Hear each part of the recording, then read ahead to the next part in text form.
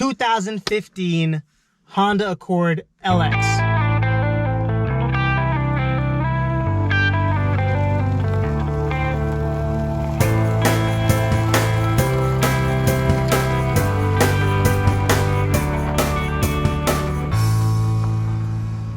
What's up, everyone? Welcome to the Auto 101.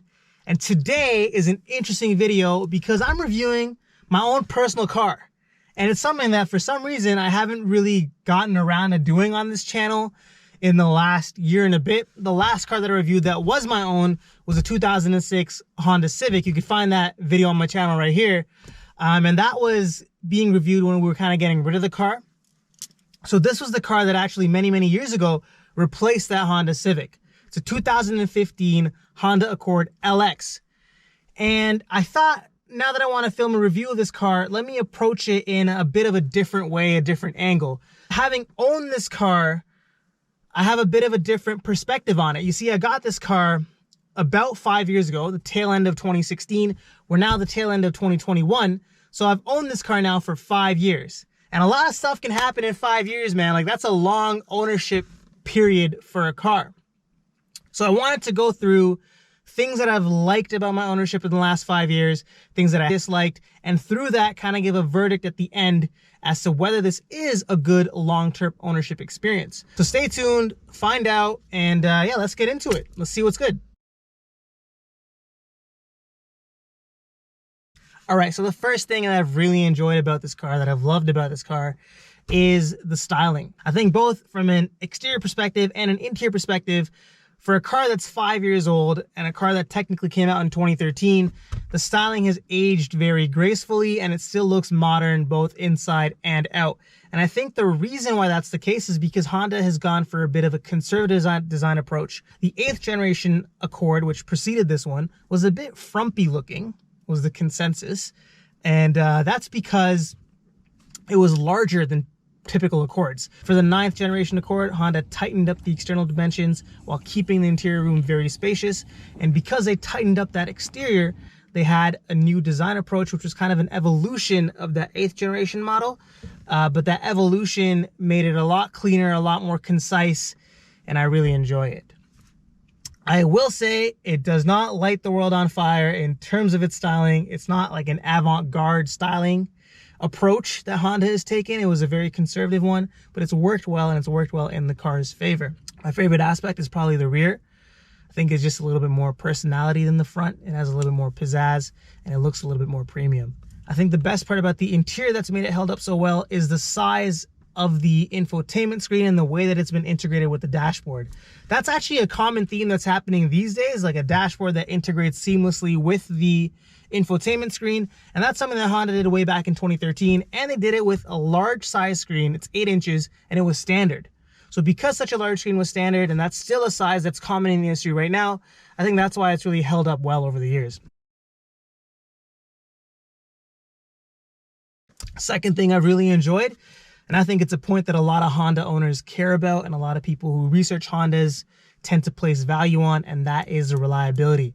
Now, this car is on 135,000 kilometers, 5 years of ownership, like I mentioned, and through that time, it has been extremely reliable. We've done all the scheduled maintenance that this car asks for, so it has a maintenance minder system inbuilt, which depending on how many kilometers you've driven, how many months you've driven, and your driving style, tells you when certain maintenance items are due.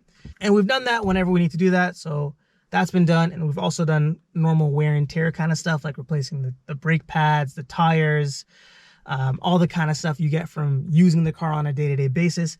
But other than that, there haven't really been too many issues. We did have to do a couple of recalls, but if I'm being frank, I don't even remember what they were. So clearly they couldn't have been very important recalls because it's been pretty in and out when it came to those recalls. The only thing that we did have to fix was the fact that the handbrake was a little bit loose and it wasn't engaging. I suspect that might have been my fault. It might have been user error. I may have driven with it on or something along those lines, and that caused it to become loose.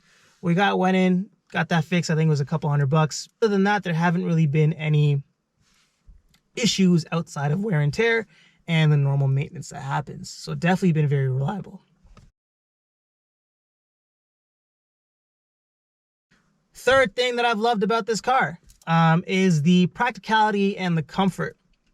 Practicality wise, it's a roomy car, spacious car. You can see here where I'm sitting, it's a lot of space. Passenger side, it's a lot of space, and the rear seat is absolutely cavernous. Like, it might as well be a Maybach or a Phantom or something back there, because there is tons of space in the rear seat. For road trips, if you're going with your family, if you're going with your friends, you couldn't ask for a more comfortable car.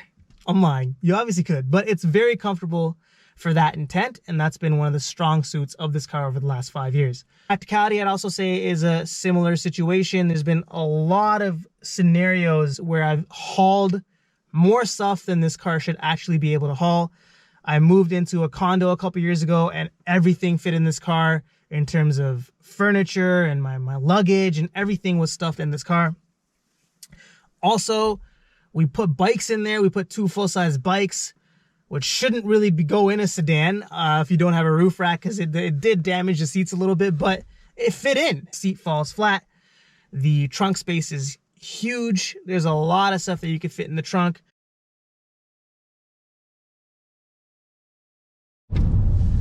Another thing I've really loved about this car in the last couple years is the ride and handling combination that Honda has put together. Now, this is something that Honda is typically very good at, and I think they've hit a home run with this car once again. It's the perfect balance, in my opinion, of the ride that you would expect of a comfortable everyday family sedan, combined with a little bit of that handling that you would want from a car that has that Honda DNA. It's comfortable, smooth over bumps, smooth over ruts in the road, easy to drive on the highway, easy to drive in the city, no problems at all. But on a curvy road like what I'm driving right now, you still get a little bit of feel, and you still get a little bit of that personality injected into the car, which I find can sometimes be lacking in some mainstream family sedan entries. So this has been probably one of my favorite things about this car, is that I get the benefits, the spaciousness, the practicality of a family sedan, comfort, but at the same time, I get to enjoy a little bit of those handling characteristics and that fun to drive nature of a Honda product. Over the last 5 years, I've been able to go on little curvy back roads like this and pretend like I'm driving a hot hatch, or pretend like I'm driving a supercar, and I get that little adrenaline kick, adrenaline rush. At the same time, the duality of it is, if I'm going on a road trip or if I'm driving in the city, I get all the comfort and practicality that I need. Another thing I've loved and enjoyed about this car in the last 5 years of ownership has been the powertrain and drivetrain combination, especially for fuel economy. I mentioned earlier that I daily drove this car in bumper to bumper traffic, and during that time I would regularly get around 9 to 10 liters per 100 kilometers here in Canada, which is very respectable and very decent for a car of this size. And on road trips, I would regularly be in the 6 liter per 100 kilometer range, and those numbers are stellar. I will say, as a caveat, it's not the most powerful car out there. I could have wished for more power. It wouldn't hurt. When does it ever hurt? But the power isn't too bad for this car, and that's because of the weight. This car is a lot lighter than some other mid-size sedans, and it's actually about the same weight as some compact sedans. So because of that light weight, which Honda is typically good at, the power has felt very adequate. This car has a CVT. I typically am not a fan of CVT transmission, but the programming that Honda has done for this particular CVT has been nice. And the last thing I would say, as something that I've really loved and enjoyed, and it's very much a soft point, it's not like a technical, actual experiential point, but that's been the brand. I love Honda as a brand. I'm not gonna lie, I'm a bit of a Honda fanboy. I had a Civic before this, now I have this Accord, and there's something about Hondas that I just love. I think the pedigree of the Honda brand and the fact that they've been so involved with motorsports and they've always kind of positioned themselves as an enthusiast's choice is something that appeals to me as a car enthusiast. Now, I'm not trying to say that that motorsport DNA can be found in this plush, comfortable family sedan, but I just like the fact that, you know, I see the badge, I know that I'm in a Honda, and the enthusiast in me is tickled a little bit at the fact that I'm in a Honda. All right, like with anything in this world, stuff can't be all positive, can't all be roses. It can't all be flowers and roses. Is that the term? It can't all be milk and honey. No, can't all be guns and roses. I don't know the term. But what I'm trying to say is things in life can't be all positive, and there are certain things about this car that I have found to be a little bit annoying, or things that I haven't liked that much over the last 5 years of ownership. Now, some of these things may sound nitpicky, and some of them may not be justifiable at all, but they're things that I haven't enjoyed, so let's go through them.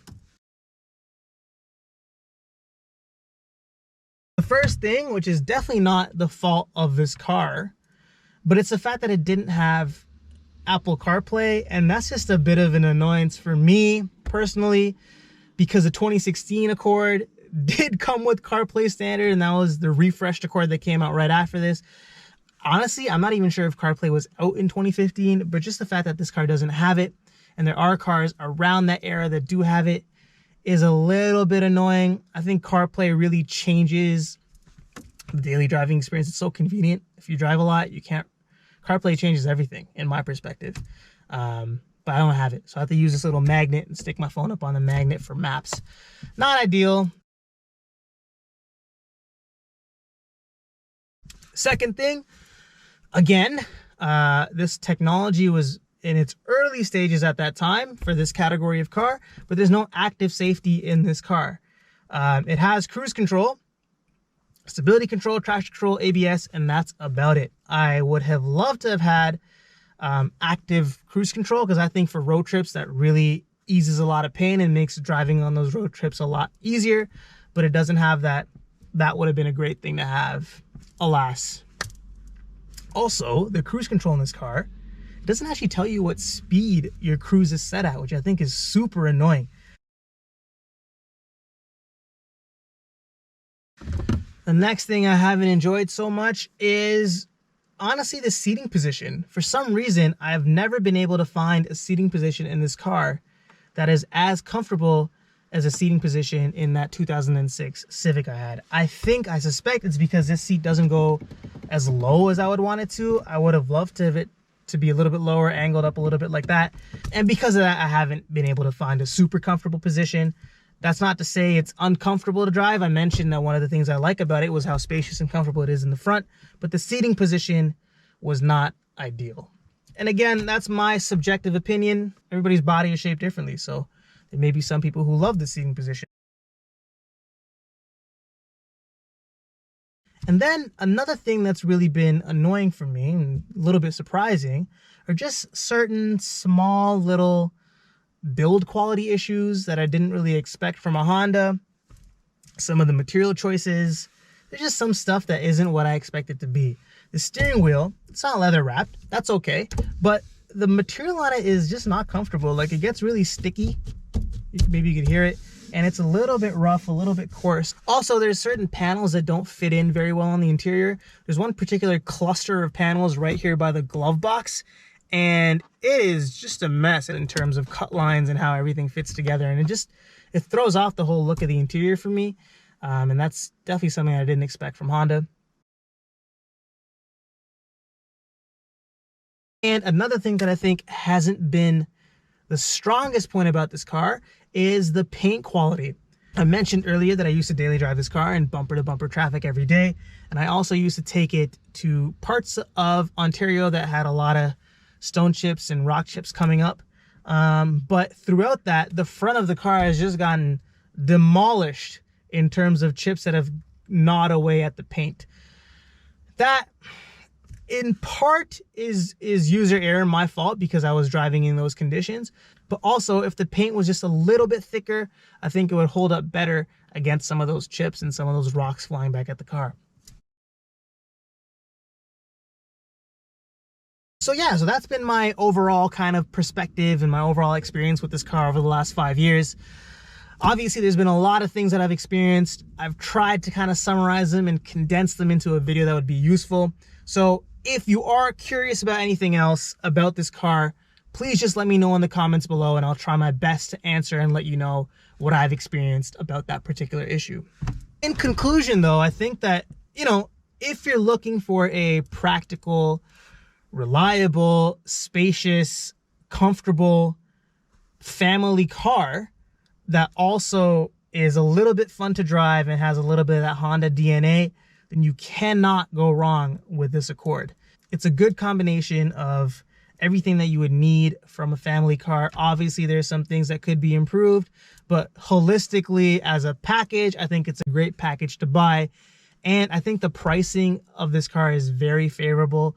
In the used market for a 2015 Accord, you're looking at anywhere between, maybe on the low end, 9 to 10K. On the high end, maybe 14-ish K for a low mileage example, 15K. And for that, you're getting a very, very well-rounded package that'll give you great value. So I would definitely recommend this car after 5 years of ownership. No regrets. So thank you for watching. Like I mentioned, anything you want to know about this car, drop it below and I will answer it. Stay tuned and I'll catch you guys next time.